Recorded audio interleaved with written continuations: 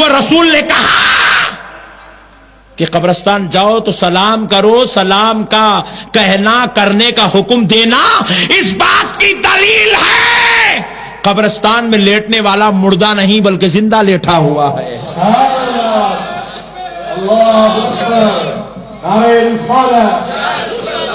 نہیں بھائی، سلام زندوں کو کیا جاتا ہے اور سلام اس کو کیا جاتا ہے جو جواب دینے کی صلاحیت رکھتا ہے۔ سوتے ہوئے آدمی کو سلام نہیں کرتے، کیوں؟ وہ جواب دینے کی صلاحیت نہیں رکھتا، وہ نیند میں ہے۔ بے ہوش آدمی کو سلام نہیں کرتے، کیوں؟ کیونکہ وہ بے ہوشی میں سلام کا جواب دینے کی صلاحیت نہیں رکھتا۔ کوما کے مریض کو سلام نہیں کرتے، کیوں؟ وہ ہوش میں نہیں ہے، ہمارے سلام کا جواب نہیں دے سکتا، اس لیے سلام نہیں کرتے۔ قبرستان والوں کو سلام اس لیے کرتے ہیں کیونکہ وہ نہ صرف ہمارے سلام کو سنتا ہے بلکہ ہمارے سلام کا جواب دینے کی صلاحیت بھی رکھتا ہے۔ سلام کا جواب دینے کی صلاحیت رکھتا ہے۔ دوستو، ہم نے قرآن حدیث نہیں سمجھا ہے، ورنہ میں آپ کو حدیثیں بتاتا چلوں تو آپ کو اندازہ ہوگا۔ یہ ایک بات ہے، قبرستان میں سلام کرنا اس بات کی دلیل ہے کہ قبر والے زندہ ہیں۔ کیا ہے؟ قبر والے ذرا زور سے بولو، زندہ ہیں۔ پیارے دوستو، اب ایک بات اور سنو، قبر والے زندہ ہیں۔ اب اس پر میں دو چار دلیلیں دیتا ہوں، جو بھائی بھی آزو بازو سے آئے ان سے بھی ریکویسٹ ہے کہ ذرا سن لے کے جائے۔ آپ صرف مجھے دیکھتے ہیں، میں سب کو دیکھتا ہوں۔ سبحان اللہ، سبحان اللہ۔ تو پیارے بزرگ اور دوستو، سن لیں، سن لیں۔ اللہ ہدایت دے دے، اللہ ان کے لیے ہدایت کا دروازہ کھول دے، اللہ ان کو بھی ہمارے جیسے شملے والا، داڑھی والا، ٹوپی والا بنا دے۔ پیارے بزرگ اور دوستو، سن لیں۔ ایک مولانا صاحب نے کہا کہ قبر میں سب مردے رہتے۔ میں نے اخلاقی طور پہ پوچھا، مولانا آپ کچھ تو بات کر رہے ہیں، ذرا سوچ کے تو کرو، اللہ کے واسطے کیوں امت کو آپ گمراہ کر رہے ہیں؟ کیوں آپ امت کو فتنوں میں مبتلا کر رہے ہیں؟ آپ کہہ رہے ہیں خبروں میں مردے رہتے ہیں۔ آپ کو اللہ نے عقل دی ہے، ذرا عقل کا استعمال تو کرو۔ مولانا پوچھے کیا عقل کے استعمال کی ضرورت ہے؟ کھلم کھلی بات ہے، واضح اعلان ہے، سب مردہ ہے۔ میں نے کہا تھوڑی تو شرم کرو اتنا بولنے کے لیے، نادانو، تم قانون الہی کے خلاف بات کر رہے ہو۔ تم نے تو اسلام کو دفن کر دیا ہے، تم نے قرآن و حدیث کو نعوذ باللہ پامال کر دیا۔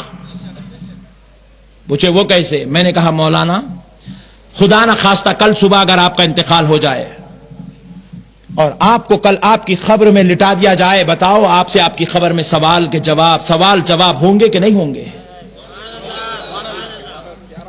مولانا صاحب نے جواب دیا ہوں گے۔ تو میں نے کہا جب آپ سوال سنیں گے فرشتوں سے تو زندہ رہیں گے مردہ رہیں گے؟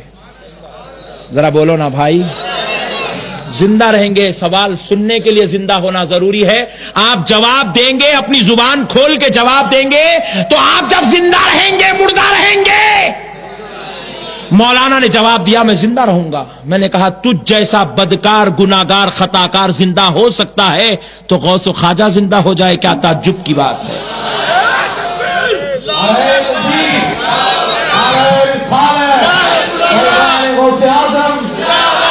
سمجھو میرے پیارے بھائی، یہ مردہ ہونے کا آیا کہاں سے مسئلہ مجھے آج تک سمجھ میں نہیں آیا۔ میں آج آپ کو ڈیپ لے جاؤں گا، آج پورے مسئلے ختم کر دیتے ہیں یہ مسئلے میں۔ پیارے دوستو، اب یہ دوسرا مسئلہ ختم ہوا، اب تیسرا مسئلہ سنیے۔ تیسری بات سنیے کہ اگر میں یہ کہہ دوں کہ ہر کوئی خبر میں مردہ ہے، نعوذ باللہ، اگر میں یہ کہہ دوں نعوذ باللہ کہ خبر میں لوگ مردہ رہتے ہیں، تو سنو کتنا بڑا فتنہ مچے گا۔ اگر خبر میں مردہ ہیں تو پھر ہم کو گناہوں سے بچنے کی ضرورت کیا ہے؟ نہیں، کیونکہ ہم گناہ کرنے سے آج رکے ہوئے ہیں، بچے ہوئے ہیں، اسی لیے بچے ہوئے ہیں کہ کل خبر میں پٹائی ہونے والی ہے، عذاب ہونے والا ہے، مارا جائے گا، پیٹا جائے گا، تکلیف دی جائے گی، اس لیے ہم گناہ سے بچے ہوئے ہیں۔ ورنہ اگر یہ کانسیپٹ ہی ختم کر دیا جائے، خبر میں سب مردہ ہیں، زندہ کوئی نہیں ہے، یہ کانسیپٹ ہی اگر ختم کر دیا جائے اور مردہ ہونے کی بات پھیلا دی جائے تو پھر بتاؤ گناہ سے رکنے کی کیا بات ہے؟ خبر میں عذاب ہوں گا اس لیے تو ڈر کے خواب رک رہے ہیں، ورنہ خبر کے عذاب کو اگر نکال دیا جائے، پٹائی کو نکال دیا جائے، رحمت کو نکال دیا جائے، انعام اور فضل کو ہٹا دیا جائے، تو پھر میرے پیارے بھائی اب گناہ سے رکنے کی ضرورت ہی کیا ہے؟ نیکی کرنے کی ضرورت کیا ہے؟ نعوذ باللہ۔ ہم اسی لیے آج گناہ سے بچے ہوئے ہیں کیونکہ کل خبر میں مار پڑنے والی ہے. اور حضرت عثمان غنی رضی اللہ تعالیٰ عنہ کے تعلق سے آتا ہے دوزخ کا ذکر چلتا تو حضرت عثمان غنی زارو خطار روتے. رسول اللہ جب دوزخ کا ذکر کرتے یا کسی مجلس میں دوزخ کا تذکرہ ہوتا تو حضرت عثمان غنی زارو خطار روتے، لیکن جب خبر کا تذکرہ چلتا تو عثمان غنی زمین سے اچھلتے، چیخ مارتے، بے ہوش ہو کر نیچے گر جاتے. اور بے ہوشی 2 دن 3 دن تک آپ پر طاری رہتی تھی خبر کے عذاب کے ذکر کو سن کر. لوگوں نے پوچھا اے عثمان بن عفان، ہم نے دیکھا ہے دوزخ کا تذکرہ سن کر آپ پر جو کیفیت ہوتی ہے خبر کا تذکرہ سن کر اس سے بھی بڑی کیفیت ہوتی ہے، آخر بات کیا ہے؟ حضرت عثمان غنی رضی اللہ تعالیٰ عنہ جواب دیتے ہیں کیا تم نہیں جانتے دوزخ کے عذاب سے بدترین درجے کا عذاب خبر کا عذاب ہے؟ فرمایا. پوچھے کیوں، آخر کس وجہ سے؟ فرماتے ہیں مثال دیتے ہیں، دیکھو اگر دوزخ میں مارا جائے تو بندہ یہاں سے ہٹ کے یہاں نکل تو سکتا ہے، یہاں سے یہاں بھاگ سکتا ہے، وہاں سے وہاں بھاگ سکتا ہے، وہاں سے وہاں اچھل سکتا ہے، کم سے کم اچھلنے کودنے بھاگنے کا تو چانس ملے گا، لیکن خبر میں اس کو ہلنے کی بھی گنجائش نہیں دی جائے گی. اللہ اکبر، اللہ اکبر. سوچو دوستو، اگر کہہ دے مردہ ہے تو میں پوچھتا ہوں مردے کو مار لگتی ہے؟ مردے کو لٹائے مارتے جاؤ، کئی کو پیا شراب، بولتے جاؤ مارتے جاؤ، بولتے جاؤ قیامت تک بھی مارے تو ہوش نہیں کرتا انہیں. پوچھے کیا ہوا بھائی اتنا مار رہے ہیں، ٹینشن ہی نہیں لے رہا ہے؟ بولے ارے مردہ ہے، مردے کو مارنے سے کیا ٹینشن لیں گا کیا؟ مار پر ٹینشن لینے کے لیے زندہ ہونا ضروری ہے، عذاب کے لیے بھی زندہ ہونا ضروری ہے. اب ایک صاحب مجھ سے یہ پوچھے مولانا یہ بات تو سمجھ میں آئی کہ ایک کافر، یہودی، عیسائی، مجوسی، مشرک، گناہگار، بدکار، سیاکار مسلمان خبر میں زندہ ہے، عذاب کے لیے گناہگار تھا، زندہ ہے، یہ بات سمجھ میں آئی، مگر مولانا اللہ کے ولیوں کو کیوں زندہ کیا جاتا ہے جبکہ وہ گنہگار ہی نہیں تھے؟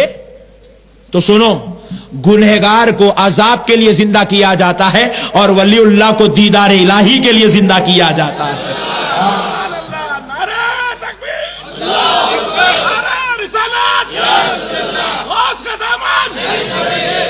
پیارے دوستو، اب ایک اور بات سن لیں زندگی کے تعلق سے، بہت ڈیپ لے جا رہا ہوں آج آپ کو، شاید آپ نے اس سے پہلے کبھی یہ بات نہیں سنی.